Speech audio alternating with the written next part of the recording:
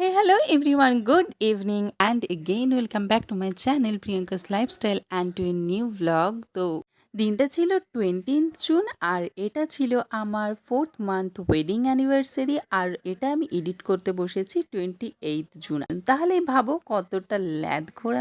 আর যেহেতু ও ছিল বাইরে তাই আমি ভেবেছিলাম আজকে ওকে একটা ছোট্ট সারপ্রাইজ দেবো রাতে ফেরার পর। আর সেই জন্যই আমি ডিউটি থেকে ফেরার পর একটু মিয়ামোর থেকে একটা ছোট্ট কেক নিয়ে নিয়েছিলাম।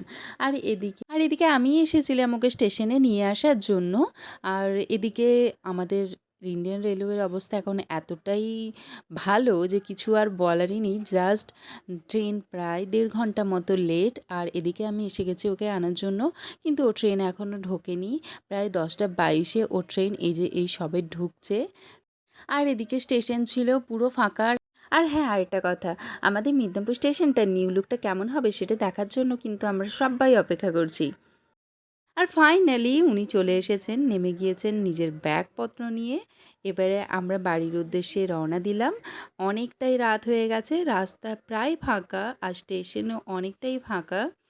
আর এদিকে উনি 8 ঘন্টার জার্নি করে এতটাই ক্লান্ত হয়ে পড়েছেন যে ওনার আর কোনো কিছু দিকেই মন নেই। উনি সোজা চলে গেলেন গাড়ির দিকে। আর এবারে আমরা বেরিয়ে যাব। আর এই হচ্ছে আমাদের মিদনাপুর স্টেশন, যেটা এখন এই অবস্থা। তো দেখা যাক নিউ লুক কেমন আসে। তো আর আমরা এখন মিদনাপুর স্টেশনকে টাটা বলে বাড়ির দিকে চলে যাচ্ছি। আর এই হলো আমাদের মিদনাপুর স্টেশনের গেট।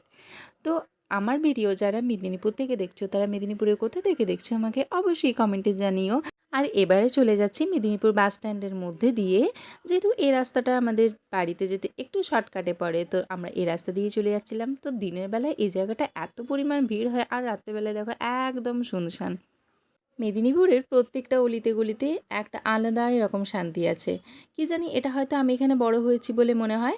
আর এই হচ্ছে আমার প্রিয় মিশন গার্লস হাই স্কুল, আমার স্কুল। এবার চলে যাচ্ছি একেবারে বাড়িতে। বাড়িতে গিয়ে একেবারে তোমাদের সাথে দেখা হচ্ছে। আর বেচারার এত মাথা ব্যথা করছিল, ভীষণ টায়ার্ড লাগছিল, তাই আমি ওর সাথে একটু মজা করছিলাম আর কি। আর এদিকে এই দেখো আমাদের মেদিনীপুরের ব্যাপটিস্ট চার্চ রাতের আলোতেও কিন্তু একদম ঝলমল করে উঠছে। তো আমার শহরে কত কী ঐতিহ্য লুকিয়ে আছে। যাই হোক, আর এই তো আমরা পৌঁছে গেছি বাড়িতে। আর এরপর ও একটু ফ্রেশ হয়ে নিই, খাওয়া দাওয়া সেরে একেবারে দেখা হচ্ছে। আর আর তারপর আমরা ছোট্ট একটু সেলিব্রেশন করব, আর সেটা অবশ্যই তোমাদের সাথে শেয়ার করব। সো একদম খাওয়া দাওয়া সেরে চলে এসেছি। আর ও এখানে আমাকে উইশ করছিল, আমি ওকে উইশ করলাম। আর এরপর আমরা এই ছোট্ট কেকটা কেটে সেলিব্রেশন করলাম। ও তো একদম অবাক হয়ে গেছিলো, এই সারপ্রাইজটা ওর জন্য ছিল, ও ভাবতেও পারেনি। তো তো ব্যাপারটা খুব ছোট্ট হলেও মুহূর্তটা ছিল কিন্তু অনেক দামি আর আমাদের জন্য অনেক স্পেশাল।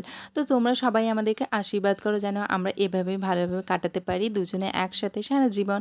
আর আজকের ভিডিওটা কেমন লাগলো তোমরা অবশ্যই জানিও।